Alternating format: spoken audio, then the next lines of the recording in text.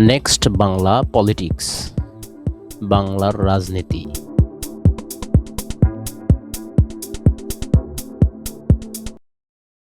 আসসালামু আলাইকুম রহমতুল্লাহি ওয়া বারাকাতুহু।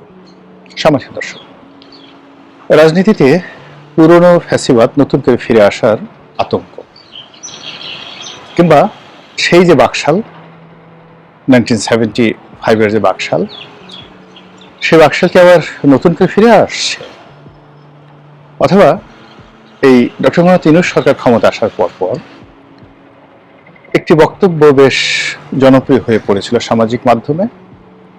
সে বক্তব্য ছিল, যেই লাউ সেই কদু। এই বিষয়গুলো নিয়ে আলোচনা করবো আজকের এই ভিডিওতে। আপনারা সবাই জানেন যে যখন জুলাই আগস্ট গণ অভ্যুত্থান হলো, তখন আমাদের যারা রাজনীতিবিদ ছিলেন তারা অতিমাত্রায় উদার হয়ে পড়েছিলেন।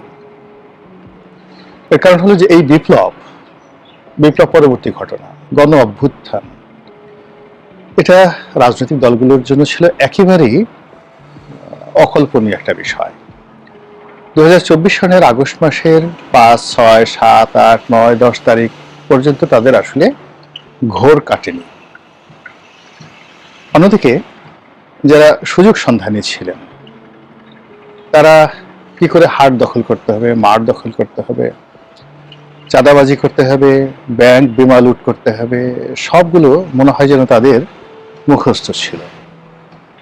যুদ্ধের ময়দানে যেভাবে গনিমতের মাল লাভ করার জন্য যুদ্ধের যারা বিজয়ী পক্ষ তারা যেভাবে ওত পেতে থাকে, অথবা যখন আমরা এই মুসলমান ধর্মে এটাকে গনিমতের মাল বলি, মানে এটাকে হালাল করা হয়েছে যুদ্ধের ময়দানে, যে যুদ্ধের ময়দানের প্রতিপক্ষের যে কোনো সম্পত্তি, সেটা স্ত্রী হোক, সন্তান হোক, সহায় সম্পত্তি, হাতি ঘোড়া, যা কিছু হোক না কেন, সবকিছু তাদের জন্য বৈধ।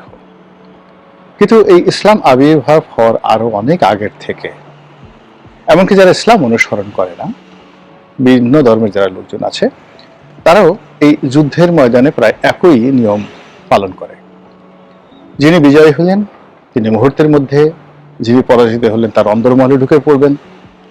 তার যদি সুন্দর স্ত্রী থাকে তাকে ভোগ করবেন, তাকে দাসী বানাবেন, তার সন্তানদেরকে মেরে ফেলবেন, পরিবারে যারা কন্যা সন্তান রয়েছেন তাদেরকে ভোগ করবেন, দখল করবেন। এটা যুদ্ধের ময়দানে একটা চিরাচরিত প্রথা। তো এটা 2024 সনে বাংলাদেশে যে এইরকম একটা পরিস্থিতি হতে পারে, এটা আমরা আসলে কেউ স্বপ্নেও কল্পনা করিনি। আমরা অনেকে বলেছিলাম যে আওয়ামী লীগের পতন হবে, পতন হওয়ার পরে 10 লাখ লোক মারা যাবে। তো আওয়ামী লীগ নিজেরা এই কথা বলেছে। আর এ কারণে কি হলো, যখন সত্যিকার একটা ঘটনাটা ঘটলো, তারা আঁচ পেল, অনুমান করতে পেরেছিল। তার প্রেক্ষিতে আগস্ট মাসের 5 তারিখের 3-4 দিন আগেই তাদের প্রথম সারির যে সকল নেতা ছিলেন, যাদেরকে ধরলে গণপিটুনি হতো, তাদের যে সকল একেবারে সিলেক্টেড সরকারি কর্মকর্তা ছিলেন, আমলা ছিলেন, কামলা ছিলেন, কাউকে আসলে বিপ্লবীরা বা গণ অভ্যুত্থানের যারা নায়ক তারা ধরতে পারেননি। এরা সবাই নিরাপদে নির্বিবাদে পালিয়ে গেছেন। অনেকে সেনাবাহিনীর হেফাজতে ছিলেন, তারা সসম্মানে বা বাইজ্জত গ্রেপ্তার বরণ করেছেন, তাদেরকে নিয়ে নানা রকম নাটক সাজানো হয়েছে। এরপর তাদেরকে জেলে পাঠানো হয়েছে। এখন তারা জেলের ঘানি টানছেন, হয়তো ভালো আছেন, হয়তো মন্দ আছেন, তারাই ভালো বলতে পারবেন। কিন্তু যে অবস্থা তৈরি হয়েছে সেটা হলো, সাধারণ যারা আওয়ামী লীগের কর্মী, সমর্থক বা আমজনতা, তাদের জীবন ঝালাপালা হয়ে গেছে। বাড়িঘর লুটপাট, সহায় সম্পত্তি লুটপাট, বাড়ির একেবারে প্রান্তিক যারা জনগোষ্ঠী, তাদের হয়তো বাড়িতে 10টি ছাগল ছিল, 5টি গরু ছিল, পুকুর ভরা মাছ ছিল, কোনো কিছুই রক্ষা পায়নি। এমনকি কারোর ফ্রিজে যদি গরুর মাংস থাকতো বা ছিল, মাছ ছিল, রান্না করা খাবার ছিল, সেটাও মাশাআল্লাহ সুন্দর করে লুটপাট হয়ে গেছে। তো বিজয়ের যে আনন্দ, সেই আনন্দে আমরা এই জিনিসগুলো অনুধাবন করতে পারিনি। আর পরবর্তীতে যখন আমরা এই জিনিসটি বুঝতে পেরেছি, আমাদের একটা চিরাচরিত বক্তব্য ছিল যে এরকমই হয়, বা এরকমই তো হওয়ার কথা ছিল, বা ক্ষয়ক্ষতি তো আরো বেশি হতে পারত, এরকম নানা রকম বক্তব্য অনেকে দিয়েছেন। তো এভাবে চলতে থাকলো, চলতে চলতে আনন্দ আগস্ট মাস গেল, সেপ্টেম্বর মাস গেল, অক্টোবর মাসে আমাদের এসে হুঁশ হলো যে আসলে আমরা কি হারিয়েছি, আর আসলে আমাদের এই সময় বাংলায় কি হচ্ছে। তার প্রেক্ষিতে যাদের একটু রুচি আছে, বোধ আছে, তারা অনেকে বলার চেষ্টা করলেন যে এই লাউ সেই কদু। এটা চললো 1 মাস। 1 মাস পরে আবার বলা শুরু হলো আগেই ভালো ছিলাম। তো এগুলো চলতে চলতে এসে 2025 সন গেল। 25 সনের শেষের দিকে এসে সবাই বলল যে আগে যারা রাষ্ট্র চালাতেন সেই পুরনো স্বৈরাচার, পুরনো ফ্যাসিবাদ, বর্তমান জমানাতে যা কিছু হচ্ছে সেই পুরনো ফ্যাসিবাদের প্রতিধ্বনি আমরা দেখতে পাচ্ছি। এভাবে 25 সন চলে গেল, 26 সনে এলো, এবং 26 সনে আমরা যে নড়াচড়া দেখতে পাচ্ছি, তাতে করে অনেকগুলো বিষয় আমাদের সামনে আসছে। 74-এর মতো কি একটা দুর্ভিক্ষ হবে? একটা মহামন্দার মতো ঘটনা কি বাংলাদেশের অর্থনীতিতে ঘটবে? একটি সামাজিক অশান্তি, অস্থিরতা, কিংবা যেটিকে বলা হয় সিভিল ওয়ার, জনযুদ্ধ, সেটি কি বাংলাদেশে হবে? আগামীতে যারা ক্ষমতা আসবেন তারা কি আসলে এই এতগুলো সমস্যা, অর্থনৈতিক, সামাজিক, রাজনৈতিক, এই সমস্যাগুলো মোকাবেলা করে সত্যিকার অর্থে জাতিকে কিছু দিতে পারবেন কিনা, এই বিষয়গুলো নিয়ে আলাপ আলোচনা হচ্ছে। আবার আলোচনা শুরুতে চলে যাই। যখন 2024 সনের আগস্ট মাসে এলো, তখন রাজনৈতিক দলগুলো অতিমাত্রায় উদার হয়ে গেল। উদার হয়ে গেল এই কারণে যে তারা যা কিছু পেল বা পেয়েছিল তার জন্য তাদের ওরকম প্রস্তুতি ছিল না। একদম যেটিকে বলা হয় ইংরেজিতে আনএক্সপেক্টেড ইভেন্ট ঘটে গেল।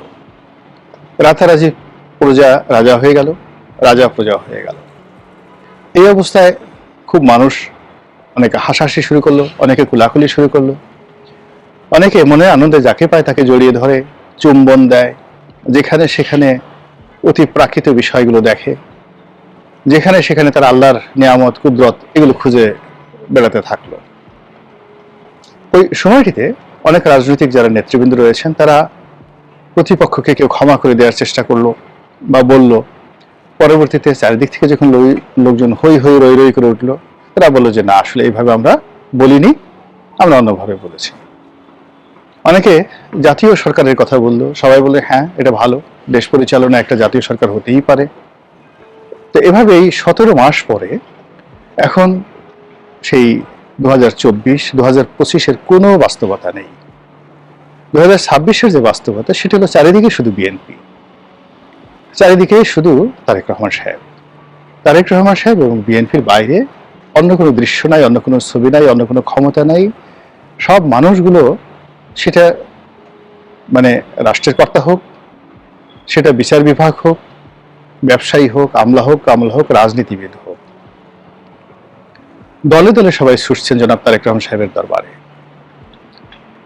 এবং তার কাছে আবেদন জানাচ্ছেন, নিবেদন জানাচ্ছেন অ্যাজ ইট ইজ, যে তিনি প্রধানমন্ত্রী শুধু নন, মানে গণতান্ত্রিক প্রধানমন্ত্রীর তো একটা লিমিটেশন থাকে। তিনি এমন প্রধানমন্ত্রী আগামীতে যার ক্ষমতা হবে সম্রাট আকবরের মতো, বাদশাহ জাহাঙ্গীরের মতো, অথবা জুলিয়াস সিজারের মতো। তিনি যা ইচ্ছা তাই করতে পারবেন এবং এ কারণে তার মনোরঞ্জনের জন্য, তার খুশির জন্য, তার শুভ দৃষ্টির জন্য পাগলের মতো মানুষ ছুটছে বিএনপির কার্যালয়ে। এই ধারাবাহিকতায় জামাতের আমির, যিনি এই কয়দিন আগে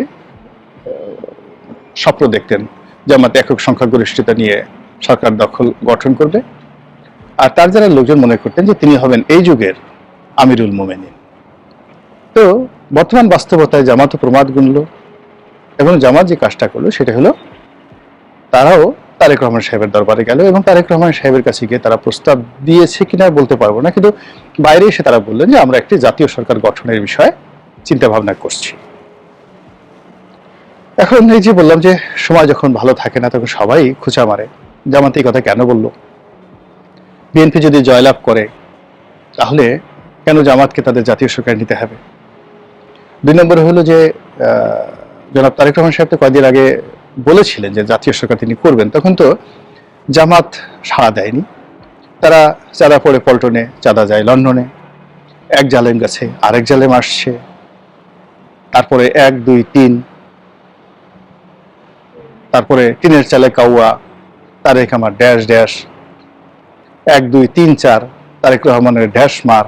এই জিনিসগুলো বিভিন্ন জায়গাতে বলে কয়ে তারেক রহমান সাহেবের সর্বনাশ করার যারা চেষ্টা করেছে, এমনকি বিপদে পড়েছে বিএনপি, যে এখন তাদের সঙ্গে আবার ঐক্যমতে সরকার, জাতীয় সরকার করতে হবে, এটা নিয়ে এক ধরনের আলোচনা হচ্ছে।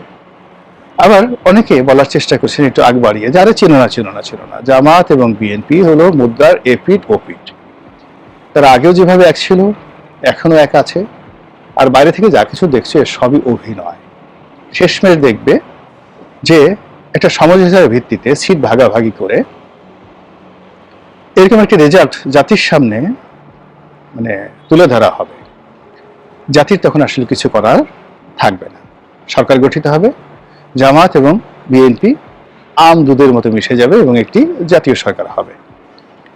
আর এই সকল কথা যারা বলছেন তাদের উত্তর অনেকে বলছেন, তাহলে আর পার্থক্য রইল কি? 1975 সনে বঙ্গবন্ধু যে বাকশাল প্রতিষ্ঠা করেছিলেন, তিনি তো এই সেম কাজটাই করেছেন। তো 1975 সনে এই কাজ করার জন্য যদি এই ভদ্রলোকের জীবন দিতে হয়, সপরিবারে তাকে মানে পৃথিবী থেকে বিদায় জানানো হয়, নির্মম এবং নৃশংস হত্যাকাণ্ডের মাধ্যমে তাকে একেবারে চিরতরে স্তব্ধ করে দেওয়ার জন্য যদি সামরিক, বেসামরিক, রাজনীতি, ব্যুরোক্রেসি সবাই মিলে একটা চক্রান্ত করতে পারে, তাহলে 2026 সনে আমরা এসে একই কাজ করছি, এটা কি ঠিক হচ্ছে? এভাবেই আলোচনা চলছে। এবং যেটা বললাম 24, 25 এবং 26 এসে আপনি দেখুন রাজনীতির যে বাঁক কিভাবে পরিবর্তন হচ্ছে। মহান আল্লাহ আমাদের সবাইকে হেদায়েত দান করুন এবং হেফাজত করুন। আসসালামু আলাইকুম ওয়া রাহমাতুল্লাহি ওয়া বারাকাতুহু। ভিডিওটি ভালো লাগলে লাইক, কমেন্ট, শেয়ার করে সাবস্ক্রাইব করুন।